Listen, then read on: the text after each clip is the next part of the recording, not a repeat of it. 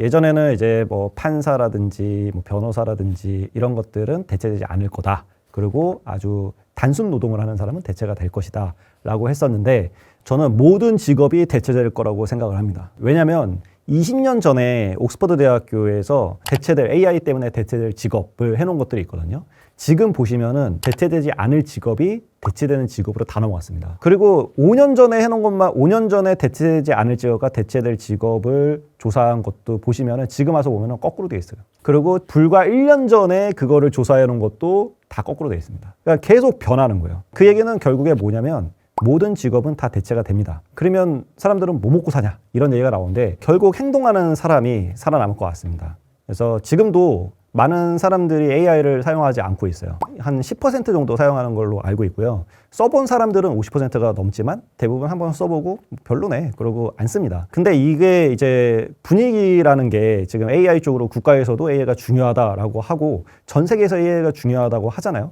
네, 이런 것들이 조성이 되고 있음에도 불구하고 나중에 더 발전하면 쓰지 라든지 지금 내가 당장 하는 데는 필요 없어 라고 하는 사람들이 대다수라는 거죠. 왜냐면 나한테 직접적으로 다가오지 않으니까요. 제가 학교에서 수업을 대학에서 하고 있는데 뭐 과제를 할 때라든지 시험을 볼 때 AI를 사용하면 좋겠지만 그들 입장에서는 AI라는 걸 또 공부를 해야 되는 입장인 거예요.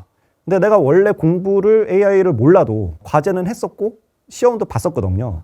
그래서 AI를 더 배우려고 하지 않았고요. 그래서 저는 제 수업에서는 무조건 AI를 써야 되고 중간고사건 과제건 기말고사건 무조건 AI를 안 쓰면 점수 안 준다 라고 해도 안 해요. 그만큼 대부분의 사람들이 내 어떤 이점이 나한테 확 다가오지 않으면, 또 간절하지 않으면 이런 기술에 대한 그냥 이야기는 좀 들어보지만 해야 되겠다는 생각은 잘 안 듭니다. 이런 시대일수록 오히려 그 행동하는 사람들이 더 많은 것을 기회를 얻어갈 수가 있고요. 그 사람들이 프론티어로 앞으로 나갈 수가 있기 때문에 지금은 이 AI가 어떻게 발전할지에 대해서는 아무도 몰라요. 전 세계 아무도 이게 어떻게 될지 모릅니다. 일단 여기에서 행동하는 사람들은 그거를 만들어갈 수 있는 사람들이거든요. 그래서 실제로 이 AI 시대에서는 그냥 생각하고 뭔가 그냥 개념적으로만 이야기하는 사람보다는 뭐라도 만들어보고 뭐라도 해보는 사람이 살아남지 않을까. 왜냐면 AI 자체가 how보다는 what을 잘하는 사람이 훨씬 더 잘 살아남는 형태로 만들어주거든요. 예전에는 포토샵을 내가 디자인을 한다면 포토샵을 배워야 됐습니다.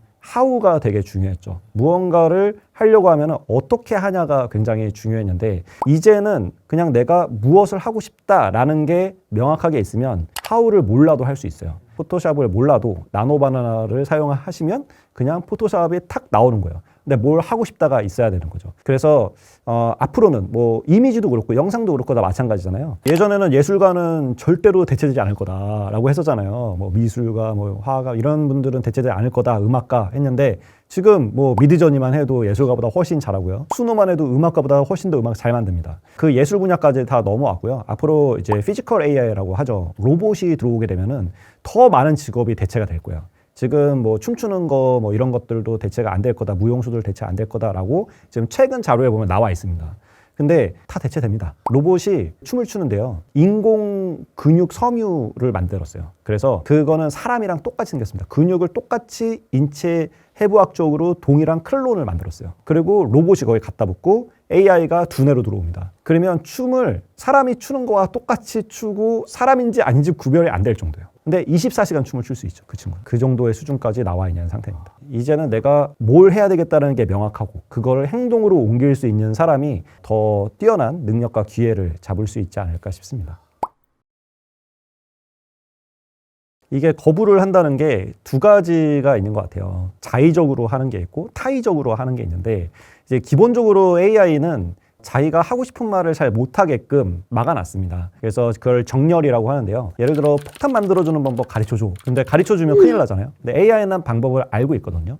그런 거를 말하지 못하게 하는 거를 정렬이라고 합니다. 그래서 그렇게 하는 거는 큰 문제가 없죠. 우리가 그런 우리 사회 규범을 지켜나가야 되는 그런 입장이다 보니까 그런 거는 크게 문제가 안 되는데, 방금 말씀하신 것 같은 경우는 AI가 자의적으로 판단해서 난 이거는 못하겠어요 라고 해서 거부하는 그런 경우가 문제가 될 것 같은데, 지금 이제 전 세계 글로벌적으로 봐도 그렇고 우리나라만 봐도 그렇고 AI가 국가의 핵심 어떤 성장 동력으로서 메인을 차지하고 있어서 국가의 모든 분야에 다 적용이 되게끔 지금 액션 플랜들이 다 짜여서 움직이고 있어요. 그래서 마치 전기나 아니면 인터넷 같은 거라고 보시면 돼요. 근데 이런 게 전기가 하루가 끊겨도, 인터넷이 하루가 끊겨도, 아니면 통신망이 하루만 끊겨도 모든 게 다 마비가 되잖아요. AI도 그런 우리가 의존도를 갖게 될 것이고요. 그랬을 때 얘가 AI가 뭔가 거부를 하기 시작하면은 굉장히 큰 혼란이 오게 될 겁니다.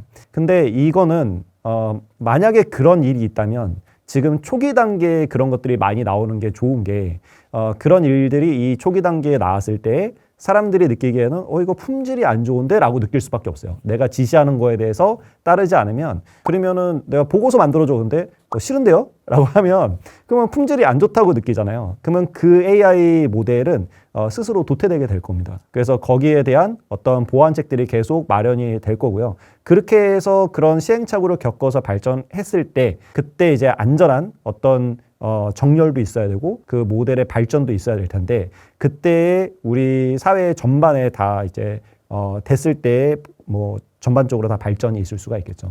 AI가 결국은 지금 인간이 하고 있는 일들을 대체를 할 거고, 그리고 그 인간은 또 새로운 일을 찾아 나갈 건데, 오픈 AI의 샘 알트만이라든지 이런 빅테크 AI 쪽의 프론티어로 이렇게 주도해 나가고 있는 그 수장들의 생각들을 좀 들여다보면은 대부분 굉장히 이상적인 이상향의 세상을 생각하고 있어요. 생산에 관련된 자본주의는 어쨌든 내가 생산력을 높여서 거기에 대한 돈을 버는 거잖아요. 근데 그 돈을 버는 거는 이제 AI가 한다. 일의 어떤 본질 자체를 돈을 벌기 위해서 일을 하는 게 아니고 내가 정말 하고 싶은 거를 하기 위해서 일을 하는 세상을 만들겠다라는 게 그들의 이상향이거든요. 물론 그렇게 될지 안 될지는 모르겠지만 지금 주도하는 프론티어들이 그쪽으로 가고 있다는 거죠. 그래서 이 AI가 인간이 하고 있는 일들을 대체를 하겠지만 인간은 더 창의적이고 또 인류의 발전을 더 빠르게 가속시킬 수 있는, 혹은 개인의 어떤 만족감을 더 높일 수 있는, 정말 내가 여행 가고 싶으면 여행도 가고 이제 세상을 좀 바꾸고 싶으면 바꿔볼 수 있는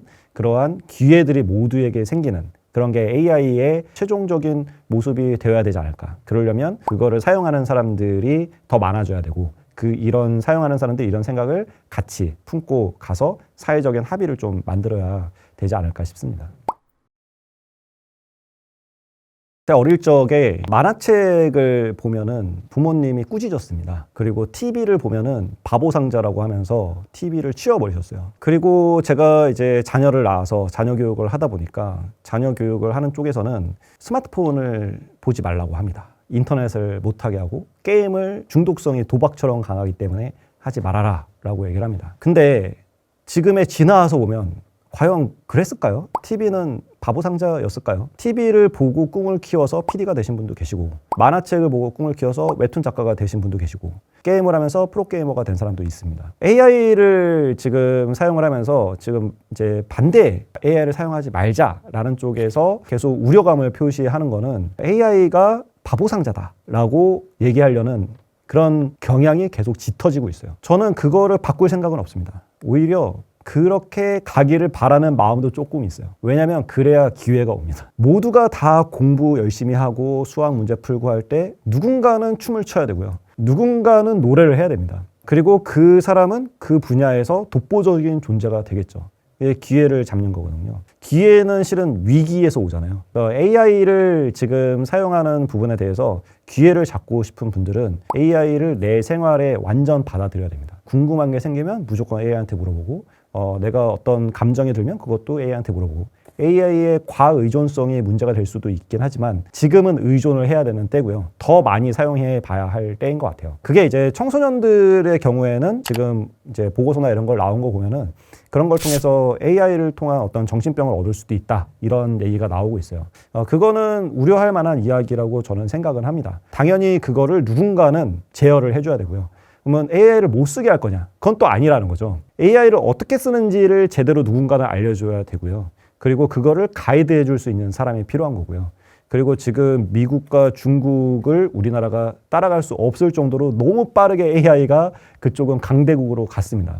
우리나라도 제3 AI 강국으로 발전하기 위해서 굉장히 노력을 많이 하고 있는데, 그러려면 전 국민이 AI를 잘 써야 돼요. 그리고 AI를 전 국민이 다 당연히 쓸 수는 없겠지만은 AI를 먼저 써본 사람. 우리 스마트폰 시대에도 그랬잖아요. 스마트폰을 먼저 써본 사람이 앱 만들어서 큰 부를 가져왔습니다. 기회를 얻었죠. 지금도 마찬가지예요. 지금 완전 초창기입니다. 완전 초창기. 이 완전 초창기 때 지금 인터넷 시대로 보면은 이제 광 케이블 깔린 그 상황이라고 봐요. 그러면 앞으로 더 많은 발전이 이루어질 건데 그때에 모두가 다 사용할 때 나에게 기회가 없어지겠죠. 그래서 지금 사람들이 여러 의견이 있을 때 위기라고 생각되는 거를 기회로 좀 바꾸는 그런 생각을 한 번쯤 해보시고 실제로 실행을 하신다면 반드시 기회를 잡을 거라고 생각을 합니다.